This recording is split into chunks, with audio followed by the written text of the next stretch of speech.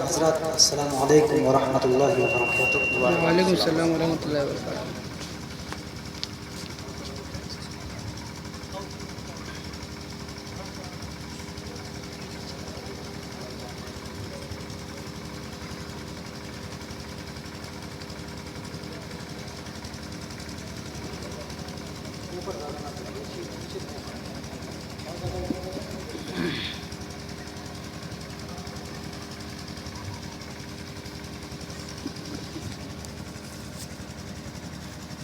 نحمده ونصلي ونسلم على حبيبه الكريم،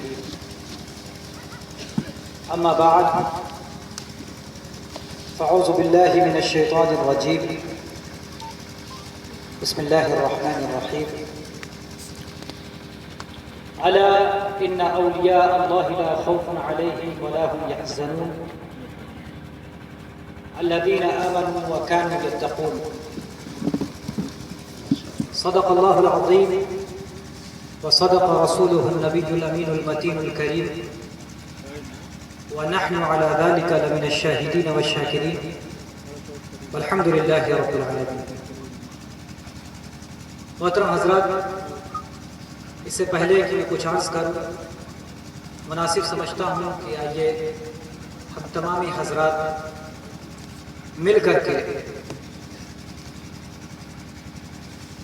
جناب رسول اللہ صلی اللہ تعالی علیہ وسلم کی بارگاہ ناز میں درود و سلام کا نذرانہ پیش کریں اور جھوم جھوم کر بآواز بلند پڑھ لیں اللہم صلی علی سیدنا محمد صلاۃ و سلام علیک یا رسول اللہ۔ شہزادے و خلیفہ شعیب الاولیاء والد ماجد حضرت علامہ غلام عبدالقادر صاحب طب العلوی، سجادہ نشین خانقاہ فیض الرسول و ناظم اعلیٰ دارالعلوم اہل سنت فیض الرسول کی دعاؤں کے حصول کے مقصد کے لیے آپ تمامی حضرات کے سامنے کھڑا ہوں۔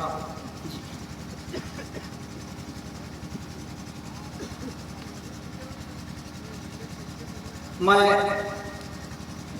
علماء کرام جو اسٹیج پر جلوہ افروز ہیں، میں سب کا نام تو نہیں لے سکتا ان کا شکریہ ادا کرنے کے لیے، لیکن شاید یہ شعر جو ہے میرے جذبات کی ترجمانی کر جائے کہ صحن گلشن سے تیرا رنگ چرا لائے ہیں، صحن گلشن سے تیرا رنگ چرا لائے ہیں، ہم تو خوابوں میں تیرا عکس بسا لائے ہیں، اور ہیں وہ جنہیں ہو تشنہ لبی کا شکوہ، ہم تو میخانے کا میخانہ اٹھا،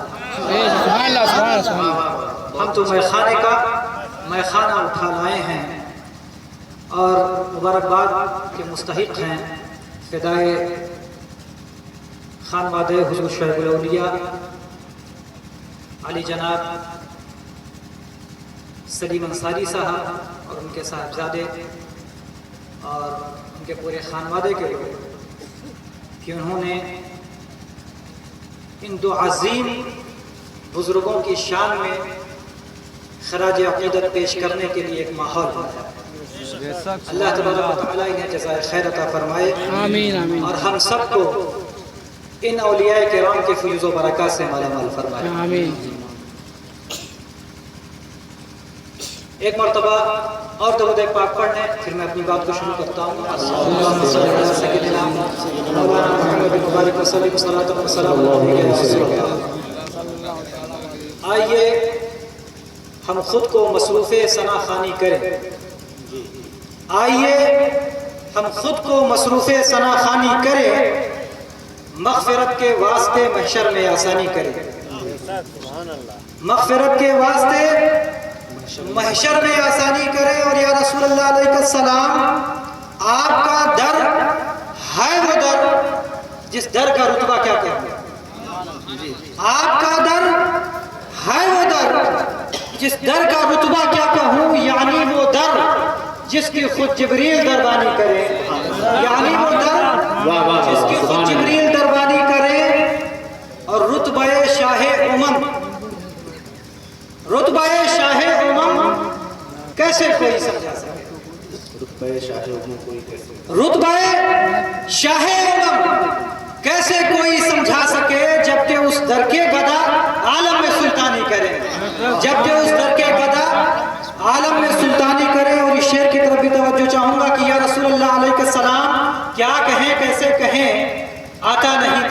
ادب، کیا کہیں کیسے کہیں آتا نہیں طرز ادب، ہم گواروں پر بھی آقا کچھ مہربانی کریں، ہم گواروں پر بھی آقا کچھ مہربانی کریں۔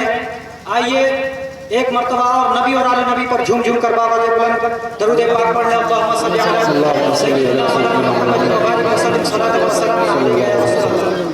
محترم حضرات، یہ ہماری خوش نصیبی ہے کہ ہم ایسی امت میں ہیں،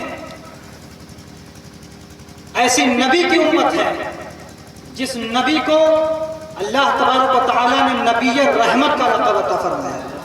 اللہ فرماتا ہے وَمَا أَرْسَلْنَاكَ إِلَّا رَحْمَةً لِلْعَالَمِينَ، اے میرے محبوب، ہم نے آپ کو تمام جہاں کے لیے رحمت بنا کر کے بھیجا۔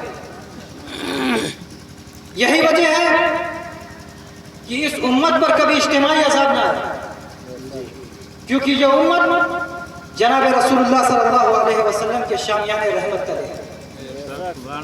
ارشاد ربانی ہے ما کان اللہ لیعذبہم وانت فیہم، اے میرے محبوب، یہ اللہ کی شان نہیں کہ آپ جس قوم میں جلوہ افروز ہو اللہ تبارک و تعالیٰ اس پر عذاب نازل فرمائے، ورنہ تاریخ کا مطالعہ کرنے والے بخوبی جانتے ہیں جہاں انبیاء کرام نے دعوت و تبلیغ کی راہ میں بہت ساری مشقتیں اٹھائی ہیں، وہیں ان کے بددعاؤں کے نتیجوں میں قوموں پر عذاب بھی نازل ہوا، بستیاں تہس نہس کر دی گئی، فرعون اور اس کے ہم نواؤں کو دریا میں غرق کر دیا گیا۔ لیکن آئیے جناب رسول اللہ صلی اللہ تعالیٰ علیہ وسلم کی رحمت کاملہ کی طرف نظر اٹھا کر کے دیکھیں، یہاں پہ بددعائیں نہیں دعائیں ہیں۔ راستے میں کانٹے اور بچھانے والی بڑھیا جب بیمار پڑتی ہے تو اس کی عیادت کو تشریف لے جا رہے ہیں، راستے میں کانٹے بچھانے والی بڑھیا جب بیمار پڑتی ہے تو اس کی عیادت کو تشریف لے کر کے جا رہے ہیں، سراقہ جیسے دشمن جان کو کسرا کے کنگن کی بشارت دے رہے ہیں۔ فتح مکہ کے دن آپ کی شان رحمت نے وہ جوہر دکھلائے کہ غیروں کو بھی یہ تسلیم کرنا پڑا کہ بے شک رحمت للعالمین کا لقب آپ ہی کے لیے بہتر ہے اور قبائے رحمت آپ ہی کے تنے زیبا پر زیبا ہے۔ آج یہ میں بتاؤں رحمت للعالمین کون ہے؟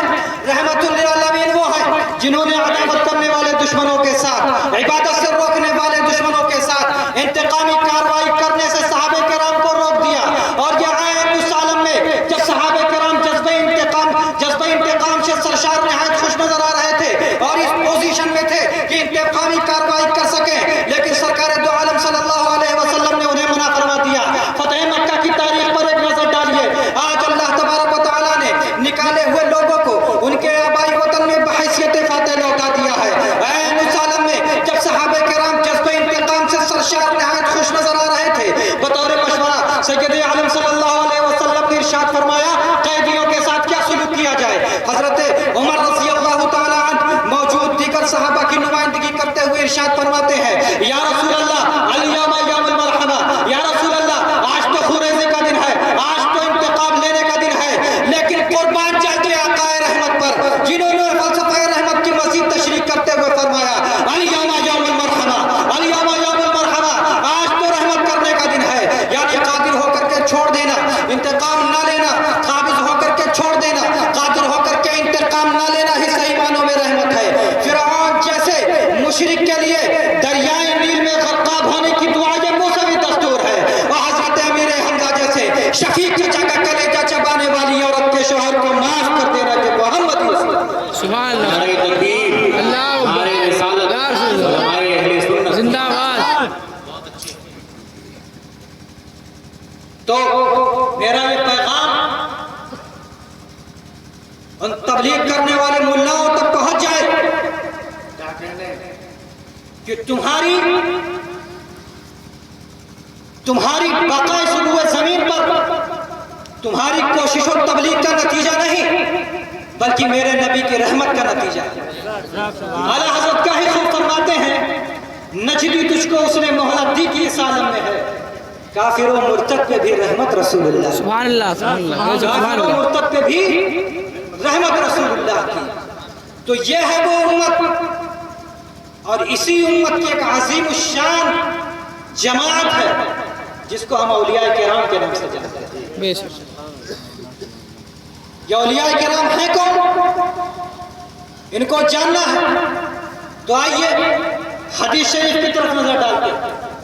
اللہ کے رسول صلی اللہ تعالیٰ علیہ وسلم ارشاد فرماتے ہیں حضرت ابو ہریرہ سے مروی عن النبی صلی اللہ علیہ وسلم من عاد لی ولیا فقد آذنته بالحرب وما تقرب الی عبدی بشیء احب الی مما افترضت علیہ وما يزال عبدي يتقرب الي بالنوافل حتى احبه فاذا احببته كنت سمعه الذي يسمع به وبصره الذي يبصر به ويده التي يبطش بها ورجله التي يمشي بها ولئن سالني لاعطينه ولئن استعاذني لاعيذنه او كما قال رسول الله صلى الله عليه وسلم. نبی کریم صلی اللہ تعالیٰ علیہ وسلم ارشاد فرماتے ہیں، حدیث قدسی ہے کہ اللہ تبارک و تعالیٰ ارشاد فرماتا ہے کہ جس نے میرے ولی سے دشمنی کی میں اس کے خلاف اعلان جنگ کرتا ہوں. یہ ولی ہے کون؟ یہ ولی وہ بندہ کہ جو اللہ تبارک و تعالیٰ کا قرب حاصل کرتا رہتا ہے.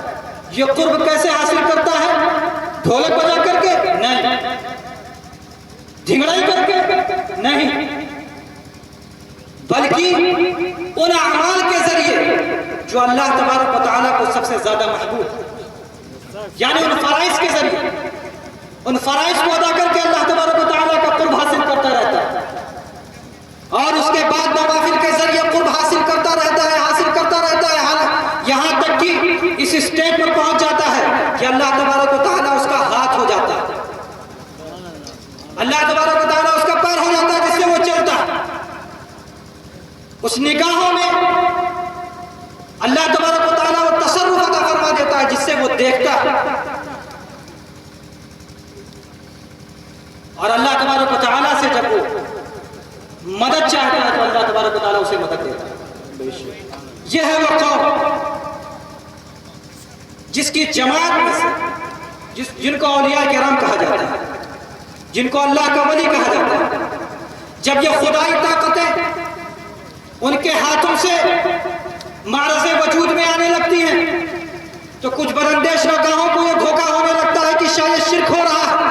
لیکن حضرت علامہ اقبال انسان کی اسی عظمت کا ذکر کرتے ہوئے فرماتے ہیں، خدائے لم یزل کا دست قدرت تو زباں تو ہے، خدائے لم یزل کا دست قدرت تو زباں تو ہے، یقی پیدا کرے غافل کی مغلوب گمراہ تو ہے، اور پرے حق جب سے میرے فام سے منزل مسلمہ کی، ستارے جس کی کردے راہ ہو وہ کارواں تو ہے. سبحان اللہ، سبحان اللہ. ستارے جس کی کردے راہ ہو وہ کارواں تو ہے. ایسا نہیں ہے کہ اولیاء کرام انسانوں سے الگ ہٹ کر کے کسی جماعت کا نام ہے، بلکہ انسانوں ہی کے درمیان ایک رہنے والی ایک عظیم اور ایک عظیم الشان جماعت کا نام ہے جسے ہم اولیاء کرام کے نام سے جانتے ہیں. بڑا ہی عظیم الشان فرق ہے محترم حضرات، ذرا غور کیجئے. علماء کرام بیٹھے، ہم بھی دیکھتے ہیں اور ایک اللہ کا ولی بھی دیکھتا ہے، ہم بھی چلتے ہیں اور ایک اللہ کا ولی بھی چلتا ہے، لیکن فرق بڑا عظیم الشان ہے. نظر یکساں نہیں ہوتی اور بشر یکساں نہیں ہوتے. ہم جب دیکھتے ہیں تو ہماری نگاہیں فرش زمین پر جا کر کے ٹک جاتی، ہم جب آسمان کی طرف اپنی نگاہیں اٹھا کر کے دیکھتے ہیں تو ہماری نگاہیں شامیان آسمان پر جا کر کے ٹک جایا کرتی ہیں. ہم جب چلتے ہیں تو طرح نہیں چل پاتے، لیکن جب ایک اللہ کا ولی چلتا ہے تو سارے زمانے کو ساتھ لے کر کے چلتا ہے. ہم اگر کسی چیز پر اپنی پھونک ڈال دیں، اگر چلتے ہوئے چراغ پر اپنی پھونک ڈال دیں تو چلتا ہوا چراغ بجھ جاتا ہے، لیکن اگر ایک اللہ کا ولی بجھتے ہوئے چراغ پر اپنے سانس کی ہوا ڈال دے تو بجھے ہوئے چراغ روشن ہو جایا کرتے ہیں.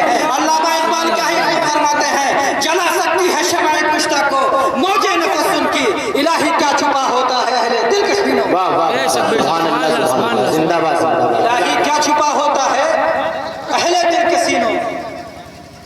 ارے محترم، ہم جہاں بیٹھ جائیں تو زمین ہمیں اپنے اوپر بوجھ محسوس کرنے لگتی ہے. ہم جب دیکھتے ہیں تو ہماری نگاہیں فرش زمین پر جا کر کے ٹک جایا کرتی ہیں. آسمان کی طرف اگر نگاہیں اٹھا کر کے جب دیکھتے ہیں تو شامیان آسمان پر جا کر کے ہماری نگاہیں ٹک جایا کرتی ہیں. لیکن جب ایک اللہ کا ولی اپنی نگاہیں بصیرت سے اس زمین کی طرف دیکھتا ہے تو تحت الثری کے ذرات کا جائزہ لے لیا کرتا ہے، اور جب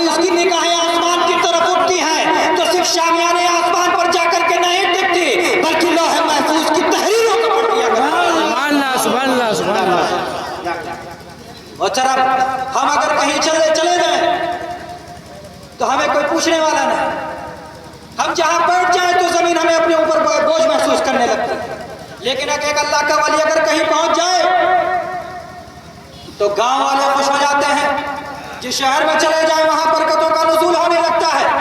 کسی شاعر نے کیا ہی خوب کہا ہے, مست جو ظرف اٹھا لے وہی پیمانہ بنے, اور جس جگہ بیٹھ کے پی لے وہی میخانہ. بے شک سبحان اللہ سبحان اللہ. بات دیکھنے کی چلی تو آج کے اس جدید دور میں تاجدار ولایت سرکار غوث اعظم رضی اللہ تعالی عنہ کی نظروں کو ذرا ہم ملاحظہ کرتے ہیں. آج ٹیکنالوجی کا دور ہے. آج ایک جگہ سے ہم بیٹھ کر کے کمپیوٹر پہ صرف اگر ایک کلک کریں تو دنیا جہان کو ہم دیکھ سکتے ہیں, دنیا کے کسی کونے کو دیکھ سکتے ہیں, پرکھ سکتے ہیں, سمجھ سکتے ہیں, اس کا نقشہ نکال سکتے ہیں. لیکن قربان جائیے, آج سے برسوں پہلے جب یہ ٹیکنالوجیاں موجود نہیں تھی, جب یہ ترقیاں موجود نہیں تھی, سرکار غوث اعظم نے آج سے برسوں پہلے ان ٹیکنالوجی اور ان ترقیوں کو چیلنج کرتے ہوئے فرمایا تھا, نظر تو الی بلاد اللہ جمعان کہ ہر غلط اعلیٰ حکم اتصالی. میں پورے ہوئے زمین کو اپنے ہاتھ پر اس طرح دیکھتا ہوں جس طرح رائی کا دانا. اللہ تبارک و تعالی عظمت غوثیت کو سلامت رکھے. اعلیٰ حضرت ان کی شان میں فرماتے ہیں, سر بھلا کیا کوئی جانے کی ہے کیسا تیرا, اولیاء ملتے ہیں آنکھیں وہ ہے تلوار. ایسے بے سبحان اللہ سبحان اللہ. کی جماعت میں سے یہ دو عظیم الشان بزرگ جن کا نام آپ نے دیکھا, حضور محبوب الاولیاء سرکار شعیب الاولیاء. اور ہماری بڑی خوش نصیبی ہے کہ آج ہمارے درمیان شہزاد شعیب الاولیاء و خلیفہ شعیب الاولیاء پیر طریقت حضرت علامہ غلام عبد القادر صاحب قبلہ علیہ ہمارے درمیان موجود ہیں.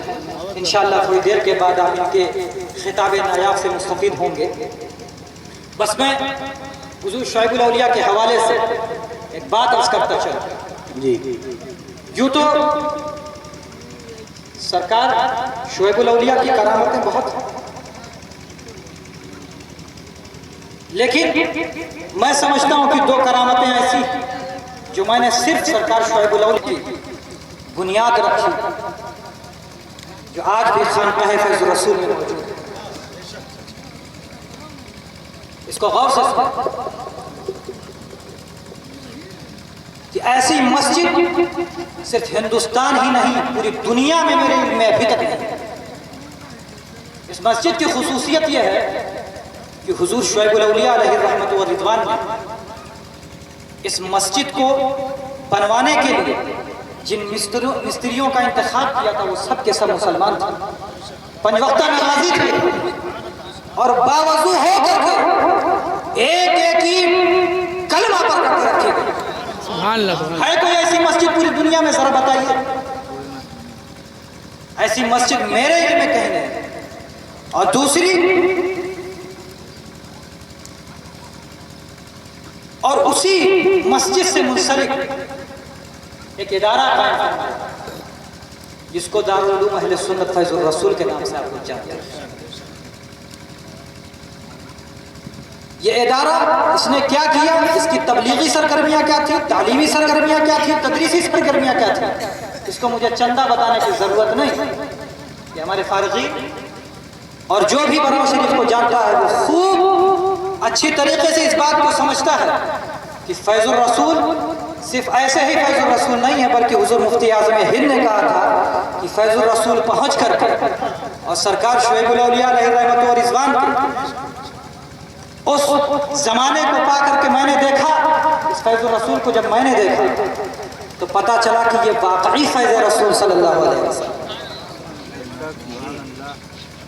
اور ایک دوسری کرامت جو سرکار شعیب الاولیاء کی, سب سے پہلے ایک حدیث سن لیں. اس سے پہلے حضرت انس بن مالک رضی اللہ تعالی عنہ سے, حضرت ترمذی شریف میں یہ روایت ہے, انس بن مالک ان النبي صلى الله عليه وسلم قال من صلى لله 40 يوما في جماعة يدرك صلاة الجماعة ولم تفته التكبيرة الأولى كتب له براءة من النار وبراءة من الناس. او کما قال رسول اللہ صلی اللہ علیہ وسلم۔ حضرت انس بن مالک رضی اللہ تعالی عنہ فرماتے ہیں کہ نبی کریم صلی اللہ تعالی علیہ وسلم نے فرمایا کہ جس شخص نے 40 دن، صرف 40 دن، آپ بھی تجربہ کر کے دیکھیں، اللہ تبارک و تعالی ہم سب کو توفیق عطا فرمائے۔ اللہ کے رسول فرماتے ہیں کہ 40 دن جس نے نماز جماعت کے ساتھ اس طور پر ادا کی کہ اس کی تکبیر اولیٰ فوت نہ ہو، تو اللہ تبارک و تعالی اس کو 2 چیزوں کا پروانہ دیتا ہے، ایک جہنم سے نجات کا، اور دوسرا لوگوں کے فتنوں سے اللہ تبارک و تعالی اسے نجات دیتا ہے۔ یہ صرف 40 دن کا معاملہ ہے، یہ صرف 40 دن کا معاملہ ہے۔ ذرا یہ حضور شعیب الاولیاء علیہ رحمت و رضوان کی زندگی کو دیکھیں، جب ان کے پیر و مرشد نے حضرت پیر شاہ عبد اللطیف علیہ رحمت و رضوان نے ان کا ہاتھ اپنے ہاتھ میں لے کر کے فرمایا تھا، میاں نماز تو نماز، جماعت تو جماعت، جب تک پیر اولیاء نہ چھوٹے وہ نماز خدا سے ملا دیا کرتی ہے۔ تو اس مرید صادق نے اس طرح اس پر عمل کیا کہ 40 دن نہیں، 40 ہفتے نہیں، بلکہ 40 سال سے زیادہ اس طور پر نماز کی پابندی کی کہ نماز تو نماز، جماعت تو جماعت، تکبیر نعرہ تکبیر، نعرہ رسالت، شان شعیب الاولیاء، نعرہ تکبیر، نعرہ رسالت۔ یہ ہے وہ مرید صادق۔ اب آپ ذرا اندازہ لگائیے کہ جب یہ مرید کا حال ہے، یہ سرکار شعیب الاولیاء کا حال ہے، تو ذرا اندازہ لگائیے کہ محبوب الاولیاء کا کیا حال ہے۔ محبوب الاولیاء جن کی ایک نگاہ کیمیا اثر سے حضرت شاہ صاحب قبلہ شعیب الاولیاء بن گئے، یہ تھی وہ ذات۔ لیکن حضور محبوب الاولیاء کو اگر سمجھنا ہے تو آپ اپنی نگاہوں سے نہیں سمجھ سکتے۔ یہاں سے اگر آپ جائیں گے ڈھلمو شریف میں تو کیا دیکھیں گے؟ عام قبرستان ہے، اس کے درمیان میں چند ٹوٹی پھوٹی قبریں ہیں، اسی کے درمیان میں ایک اللہ کا ولی آرام فرما ہے۔ اس کو دیکھنے کے لیے ایک عام آدمی جائے گا تو کیا سمجھے گا کہ عام قبرستان میں ہے، لیکن اگر اس کو سمجھنا ہے تو بس میں ایک واقعہ ذکر کروں گا اور اپنی بات ختم کر دوں گا۔ حضور شعیب الاولیاء علیہ رحمت و رضوان کو حضرت محبوب الاولیاء علیہ رحمت و رضوان نے حکم دیا کہ آپ جائیں اور غیر منقسم ہند و پاک، اس وقت ہندوستان بٹا نہیں تھا، غیر منقسم ہند و پاک کا دورہ کریں اور تمام اولیاء کرام کی مزارات پر جائیں اور وہاں پہ حاضری کریں۔ اس میں کیا مصلحتیں تھیں، کیا باتیں تھیں، لیکن اس کو میں نے اپنے گھر میں سنا ہے، اپنی خانقاہ میں سنا ہے، اپنے بزرگوں سے سنا ہے کہ حضور شعیب الاولیاء علیہ رحمت و رضوان جب جاتے تھے تو صرف ایسے نہیں کہ حاضری دے کر کے چلے، بلکہ صاحب مزار سے ان کی ملاقات ہوتی تھی، مصافحہ ہوتا تھا اور معانقہ ہوتا تھا۔ اس کے بعد وہ وہاں سے دوسرے ولی کی طرف اپنا سفر کرتے تھے۔ ان سفر سے لوٹ کر کے جب حضور شعیب الاولیاء علیہ رحمت و رضوان ڈھلمو شریف پہنچتے ہیں، حضرت محبوب الاولیاء کی بارگاہ، جب ان کی بارگاہ میں پہنچتے ہیں تو پیرانی دادی علیہ اللہ انہیں غریق رحمت فرمائے، انہوں نے جب جانا کہ یہ مرید صادق پورا ہندوستان ٹہل کر کے آیا، تو انہوں نے جیسے ہمارے یہاں گاؤں میں بولتے ہیں دکھاتی لفظ کہ گرو رہ گئے اور چیلا شکر، یعنی گرو سے بڑھ یہ بات ہے۔ حضرت محبوب الاولیاء علیہ رحمت و رضوان کے چہرے پر ایک رنگ آتا ہے اور اتر جاتا ہے اور فرماتے ہیں بھیا بخدا میں بتاتا ہوں کہ بچپن سے لے کر کے آج تک میں نے صرف اپنی خانقاہ میں اور اپنے بزرگوں سے یہی سنا ہے کہ حضور محبوب الاولیاء علیہ رحمت و رضوان نے کبھی نام نہیں لیا، حضور شعیب الاولیاء کا کبھی نام نہیں لیا، بھیا کہہ کر کے فرماتے تھے اور کہتے تھے میرے بھیا بادشاہ ہیں۔ تو الحمدللہ میں خوش نصیب ہوں کہ اتنی رائل فیملی میں پیدا ہوا کہ جس کو ایک اللہ کا ولی بادشاہ کہتا ہے۔ بے شک، سبحان اللہ۔ تو حضور شعیب الاولیاء علیہ رحمت و رضوان کی طرف نگاہ فرمائی اور کہا بھیا بتائیے کیا دیکھا آپ نے؟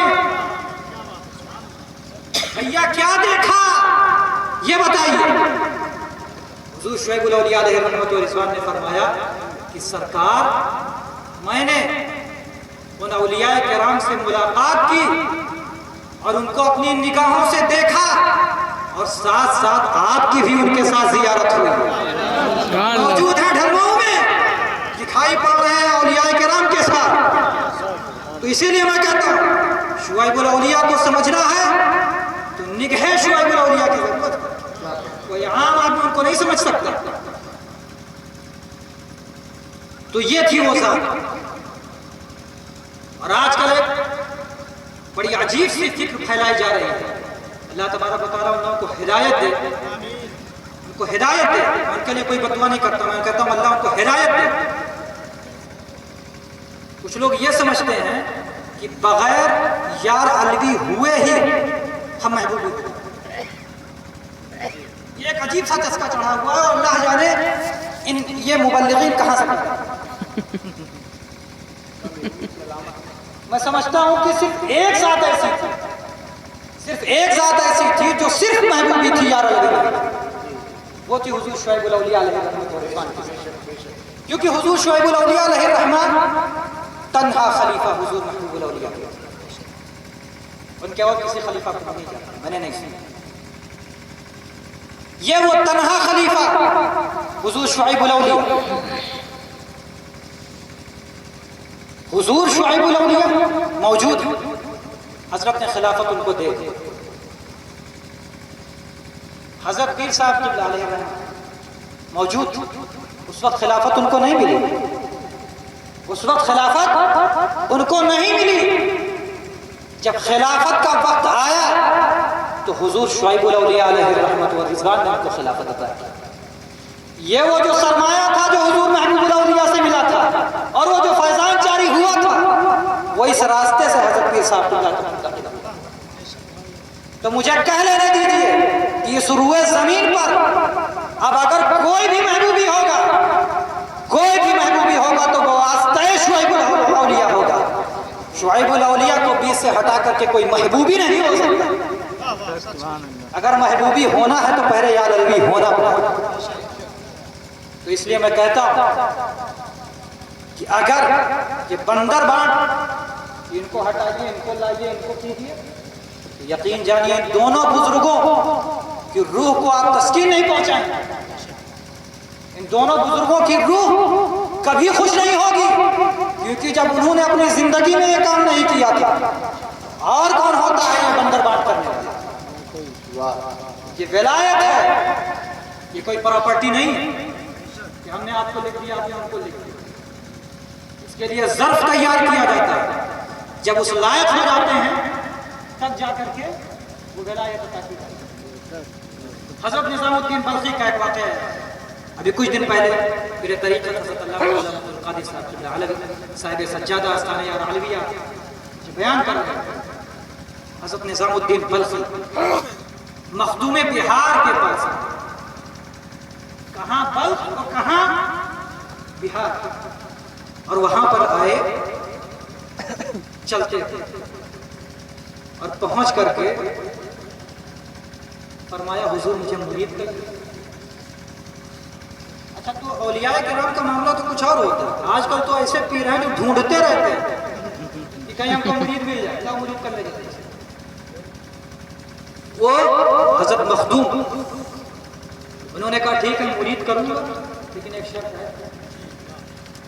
فرمایا جی سرکار, اگر جو آدمی مرید ہونے آتا تو بالکل جو بھی سرکار شرط رکھے ہم حاضر ہیں. میں نے کہا حضور بالکل میں حاضر ہوں. 12 سال تک میرے اس مطبخ کے لیے لکڑیاں ڈھونڈ کر کے لانی پڑے گی جنگل سے. اور یہ بلخ کے شہزادے تھے. کیا تھے؟ بلخ کے شہزادے تھے, وہاں کی ریاست کے. کوئی سیٹھ نہیں, ریاست کے والی تھے. وہ آئے تھے تلاش کرنے. جب وہاں پہ پہنچے تو 12 سال تک لکڑیاں ڈھوتے رہے. اچھا کاؤنٹ ہو رہا ہے کہ 1 دن ہو گیا, 4 دن ہو گیا, 10 دن ہو گیا, 1 سال, 2 سال, 4 سال, 5 سال, 8 سال, 10 سال, 11 سال. 12واں سال جب شروع ہوا اور یہ تھا کہ اب وقت قریب آ رہا ہے کہ حضرت نے جو وعدہ کیا تھا کہ 12 سال میں ہم آپ کو مرید کریں گے، انتظار کرتے رہے۔ پھر مرید بھی مگن تھے کہ آج میرا معاملہ پورا ہونے والا، آج حضرت کے ہاتھ پہ جا کر کے بیٹھ جائیں گے۔ اور ادھر پیر صاحب بھی جوڑ رہے تھے کہ آج اس عاشق کا معاملہ پورا ہوگا، لیکن ابھی چیک کرنا باقی تھا۔ تو اپنے باورچی سے کہا کہ جب آج نظام الدین بلخی جب یہ لکڑیاں لے کر کے آئیں تو بلا وجہ ایک تماچا مار دیں۔ جی بزرگوں کا واقعہ کہا بلا وجہ ایک تماچا مار دیں۔ ایک تو خوشی کے عالم میں کہ آج میرا وقت پورا ہو رہا ہے، آج حضور مجھے بیعت فرمائیں گے اور آج نہ جانے کیا کیا مجھے ملے گا۔ اس خوشی میں مگن لا کر کے لکڑیوں کا ابھی گھٹر رکھا ہی تھا کہ ان کے باورچی نے ایک تھپڑ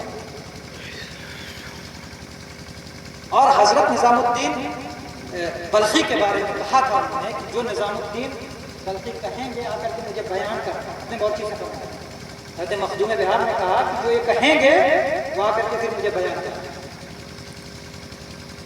تو جب وہ گئے تو ایک تھپڑ مارا تو انہوں نے کہا یا خدا نظام، میری ریاست کیا چھوٹی، بلخ کیا چھوٹا کہ میری تو زندگی ہی عجیب ہے کہ دیکھو باورچی مارے جا رہے، کوئی عزت ہی نہیں رہے۔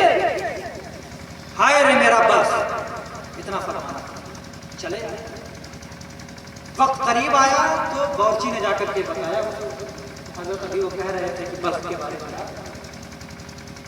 جب حضرت نظام الدین وہاں پہنچے کیا مرید کر لیں، تو سرکار نے فرمایا مخدوم بہار نے نوز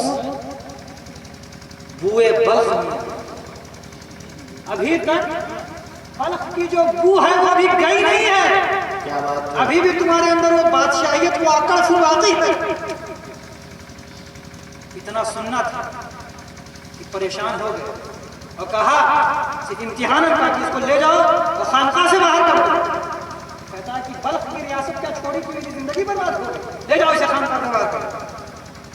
خانقاہ سے باہر نکالا، لیکن وہاں پہ ایک مسجد تھی، وہاں پہ ایک مسجد تھی جو حضرت ہی کی بنائی ہوئی تھی۔ حضرت نظام الدین بلخی وہاں سے نکلتے ہیں اور جا کر کے اسی مسجد کے ایک ناودان میں جہاں سے پانی بہا کرتا اسی میں جا کر کے اپنے آپ کو ڈالتے اور اسی میں پڑے رہتے۔ اب آپ ذرا سوچئے کہ ولایت آسان نہیں ہوتی۔ ایک والی، ایک بادشاہ آیا اور 12 سال تک لکڑی دھوتا رہا اور ایک ہلکی سی بات بھی کرنے کے بعد پھر ابھی بھی نہیں ملی اور جا کر کے نالی میں اپنے آپ کو ڈال دیا۔ رات میں خوب بارش ہوئی اور نالی ابل کر کے پورے صحن میں اس کا پانی بھر گیا۔ تو حضرت مخدوم بہار نکل کر کے آئے اور نماز پڑھنے کے لیے جانے لگے، تو دیکھا پڑا پانی بڑا بڑا ہوا، تو انہوں نے کہا کہ ذرا سا دیکھو کچھ چیز جم گئی ہے نالی میں، ذرا جا کر کے اس کو صاف کرو۔ تو نالی میں وہ جو بڑا سا بانس ہوتا ہے وہ ڈال کر کے ہلایا اور دوسری طرف حضرت نظام الدین بلخی، اب ان کو بار بار بانس لگ رہا تھا جس کی وجہ سے خون ان کے جسم سے جاری ہوا، لیکن وہ ہٹے نہیں، وہیں پڑے رہے۔ تو مریدین نے عرض کیا سرکار لگتا ہے کہ دوسری طرف جانور بیٹھا ہوا ہے۔ تو جب وہ بانس نکالا گیا تو اس میں خون کے کچھ چھینٹے تھے۔ حضرت نے کہا کہ ذرا سا یہ بانس میرے پاس لے کر کے، بانس میرے پاس لے کر کے وہ خون کو سونگ کر کے دے، تو فرمانے لگے کہ بوئے نظام میں آیا۔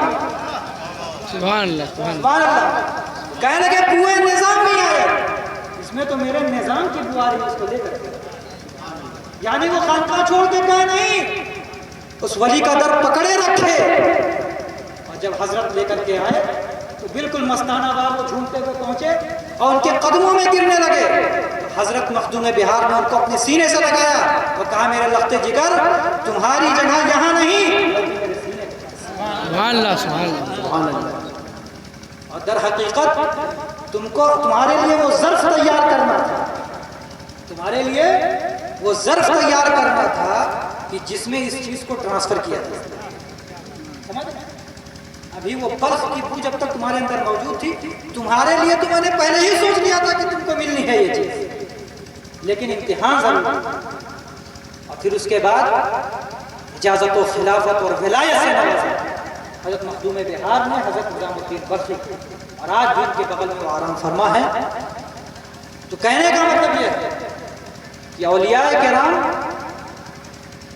کہ در سے وابستہ رہے اور در کو مضبوطی کے ساتھ پکڑے رہے، یہ زیادہ ضروری ہے۔ اور ہمارے لیے بڑی خوشی کی بات ہے کہ حضور شعیب الاولیاء علیہ رحمت و رضوان کے صرف 3 خلیفہ تھے، صرف 3 خلیفہ۔ ایک خلیفہ حضرت مجاہد سنیت حضرت خلیفہ صاحب قبلہ علیہ رحمت و رضوان پراؤں شریف، سابق سجادہ نشین خانقاہ فیض رسول پراؤں شریف۔ ایک دوسرے خلیفہ حضرت سید پیر شاہ عبد المتین علیہ رحمۃ و رضوان جو ڈھلمو شریف کے سجادہ نشین، اور یہ دونوں مرحوم ہو چکے ہیں، دونوں اس دنیا سے جا چکے ہیں۔ اب صرف ایک خلیفہ باقی ہے، صرف ایک خلیفہ، وہ ہے پیر طریقت حضرت علامہ غلام عبد القادر علیہ السلام۔ بس حضور شعیب الاولیاء کا جو خلیفہ وہاں سے آیا، جو ڈائریکٹ نسبت جو حضور شعیب الاولیاء سے ہے، وہ پھر وقت پیر طریقت حضرت علامہ غلام عبد القادر علوی کی ذات ہے، جن سے رابطہ بلا واسطہ، بغیر کسی واسطے کے حضور شعیب الاولیاء سے واسطہ ہے۔ صاحبزادے بھی ہیں اور خلیفہ بھی ہیں۔ اللہ تبارک و تعالیٰ ان کی عمر دراز فرمائے، آمین۔ اور خاص طور پہ میں حضور شعیب الاولیاء علیہ رحمت و رضوان کی وہ عظیم یادگار دارالعلوم اہل سنت فیض الرسول اور اس خانقاہ کے لیے دعا گو ہوں کہ اللہ تبارک و تعالیٰ اسے سلامت رکھے آمین۔ اور روز افزوں اسے ترقی عطا فرمائے، اور اسلام اور دین مذہب کی وہ خانقاہ اور وہ مدرسہ خوب خدمت کرے، حضرت کی سرپرستی میں حضرت کا سایہ دراز فرمائے۔ بس میں انہی دعائیں جملوں کے ساتھ کہ طوفان نوح لانے سے عیش فائدہ، 2 بوند ہی کچھ حاصل کرے۔ بس انہی دعائیں جملوں کے ساتھ کہ اللہ تبارک و تعالیٰ یہ چند جملے جو میں نے دونوں بزرگوں کی شان میں کہے یہ قبول کر لیں تو میرا بیڑا پار ہے، اور اللہ تبارک و تعالیٰ ان کے فیض و برکات سے ہمیں بھی اور آپ تمامی حضرات کو مالا مال فرمائے۔ آمین۔ آخر دعوانا الحمدللہ رب العالمین۔ السلام علیکم ورحمۃ اللہ وبرکاتہ۔